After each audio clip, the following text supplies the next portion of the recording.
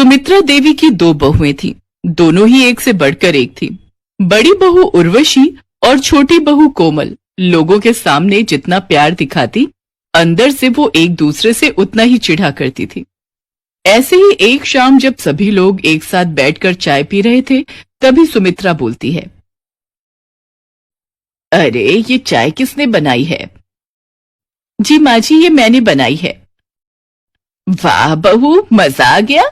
इस उर्वशी को तो कुछ भी ढंग का बनाना नहीं आता।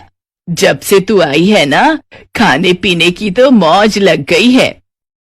हाँ हाँ, सारे गुण तो आपकी छोटी बहू में है। हम तो इस घर में पागल बैठे हैं। अरे जो सच है वही कहा है, ज्यादा पिच पिच मत कर। अरे अरे माँ जी, रहने दो, नहीं तो दीदी मेरी तारीफों से जल जल कर आधी हो जाएंगी। उर्वशी बुरा सा मुंह बनाकर वहां से चली जाती है और वहीं कोमल अपनी तारीफ सुनकर सातवें आसमान की सैर करने लगती है। ऐसे ही वक्त बीतता है। फिर एक दिन कोमल प्रेस कर रही होती है, तभी उसे कुछ काम याद आता है। वो बाहर जाती है और थोड़ी देर में फिर से वापस आकर प्रेस करने लगती है।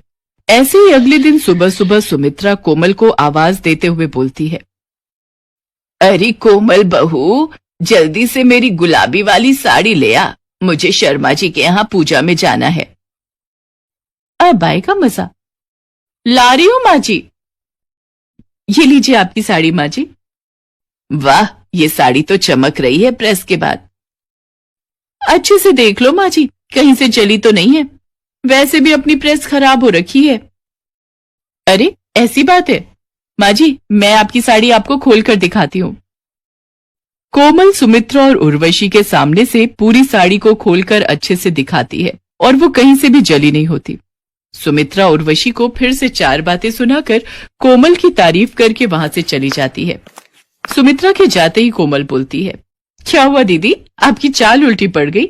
आपने तो माँ जी की साड़ी जला दी थी, फिर ये सब कैसे हो गया? यही सोच रही है ना आप? क्यों बकवास कर रही हो? मैंने तो बस यूं ही कहा था। रहने दो दीदी, अब ज्यादा भोली मत बनो। मैं जब अपने कमरे से बाहर गई थी, तब मैं अपने फोन का कैमरा ऑन करके छोड़ गई थी और देखिए उसमें आपकी सारी हरकत रिकॉर्ड हो गई थी। इसलिए मैं शाम को ही बाजार जाकर माँ जी की साड़ी जैसी सेम टू सेम साड़ी ले आई और माँ जी को दे दी। इस बार तो बेटा तू बच गई, लेकिन अगली बार नहीं बचेगी। ऐसे ही वक्त बीतता जाता है। कोमल और उर्वशी वो दोनों एक दूसरे के खिलाफ ऐसे ही साजिश जारी रखते हैं। ऐसे ही एक दिन सुमित्रा अपनी दोनों बहुओं के लिए सोने का हार बनवाकर लाती है और लाकर टेबल पर रख देती है, जिसके बाद वो फ्रेश होने बाथरूम में जाती है। तभी वहां उर्वशी आती है और उसकी नजर हार के उस बॉक्स पर जाती है जिन पर दोनों लोगों के नाम की स्लिप लगी हुई थी। उर्वशी उन दोनों हार के बॉक्स को खोलकर देखती है और उन हारों की अदला बदली कर देती है और उसके बाद फटाफट से वो वहां से चली जाती है। थोड़ी देर बाद सुमित्रा आकर दोनों को आवाज लगाकर कहती है, कहाँ हो तुम दोनों? उर्वशी, कोमल, जल्दी आओ यहाँ।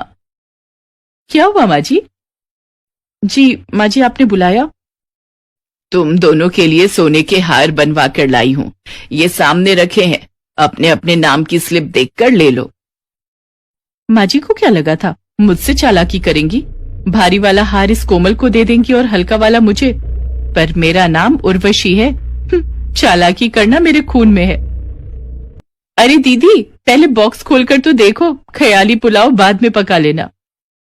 उर्वशी जैसे ही बॉक्स खोलकर देखती है, उसकी आंखें फटी की फटी रह जाती हैं। वो जोर से चिल्लाकर बोलती है, ये कैसे हो सकता है? क्यों चिल्ला रही हो, क्या हो गया? माँ जी, दीदी के कहने का ये मतलब है कि इतना सुंदर हार कैसे बन सकता है? क्या कमाल की कारीगरी करी है सुनार ने। हाँ हाँ, तभी तो लाई हूं। वैसे इस उर्वशी के लिए हार लाने का जरा भी मेरा मन नहीं था, फिर इसका मुंह बन जाता। इसकी काम चोरी के चलते तो मैं इसे टॉफी भी ना दूं।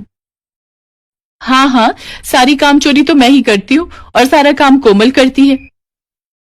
हाँ दीदी, सच में। देखा, अब तो आपने अपने मुंह से कह दिया। आप काम चोरी करती हैं और मैं काम करती हूँ। ज्यादा मत बोल, तेरी चालाकियां मैं अच्छे से समझती हूँ। अरे अरे बस बस दीदी, बस थम भी जाओ। कहीं ऐसा ना हो आपके कारनामों के नमूने में सासू माँ को दिखा दूं। इससे पहले सुमित्रा उन्हें चुप करवाने के लिए कुछ कहती, उर्वशी अपने पैर पटकती हुई अपने कमरे में चली गई और कोमल भी उसके पीछे पीछे उसके कमरे में जाकर बोलती है, हाँ दीदी, आपने बहुत ही सफाई से हार बदला था। मैंने आपको ये सब करते देख लिया था। बड़ी ही सफाई के साथ मैंने स्लिप बदल दी और मेरा हार मेरे पास आ गया। और दीदी, आप ऐसी बचकानी हरकत कब तक करती रहेंगी? कोमल इतना कहकर अपने कमरे में चली जाती है और उर्वशी का गुस्सा आर पार हो गया था और वो गुस्से में बोलती है, बहुत हो गई इसकी मनमानी, पर इसे क्या लगता है उर्वशी से जीत जाएगी? उर्वशी वो कांटा है जो एक बार लग जाए ना तो खून चूस कर ही बाहर निकलता है। अब कोमल और ज्यादा चौकन्नी हो गई थी। ऐसे ही एक दिन पता चलता है कि कोमल प्रेग्नेंट है, जिसके बाद उसकी सास उसकी और ज्यादा देखभाल करने लगती है, जिसे देखकर उर्वशी और ज्यादा चिढ़ जाती है और उसके बच्चे को मारने का प्लान करती है। ऐसे ही एक दिन उर्वशी खीर बनाकर कोमल के पास लाती है और कहती है, मैंने अपने हाथों से खीर बनाई है, इसमें खूब सारे काजू बादाम भी डाले हैं जो बच्चे के लिए अच्छे हैं। कोमल खीर खाना शुरू करती है। वैसे ही उसकी सास वहां आ जाती है और उसके हाथ से कटोरा लेकर जमीन पर फेंक देती है और उर्वशी को खींचकर तमाचा लगाती है। फिर कोमल से बोलती है, अरे अरे करम जली, नास पिटी, तुझे शर्म नहीं आई ये सब करते हुए? अपनी ही देवरानी के बच्चे को मारते हुए खीर में तू जहर मिलाकर लाई है ना, मुझे अच्छे से पता है। अच्छा, तो आपको पता चल गया कि मैंने इस खीर में जहर मिलाया है?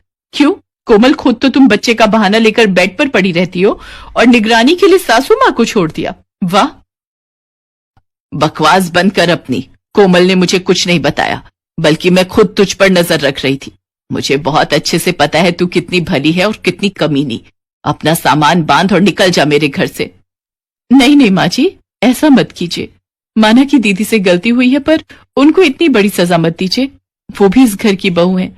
गलती करने वाले से बड़ा माफ करने वाला होता है। आप दीदी को माफ कर दीजिए। अपनी सास और देवरानी की बातें सुनकर उर्वशी को अपनी गलती का एहसास होता है और वो दोनों से माफी मांगती है और सारे गलत काम छोड़ देती है। इसके बाद 9 महीने पूरे होने पर कोमल एक बहुत ही सुंदर सी बेटी को जन्म देती है और दोनों देवरानी जेठानी मिलकर उसका खूब ख्याल रखती हैं।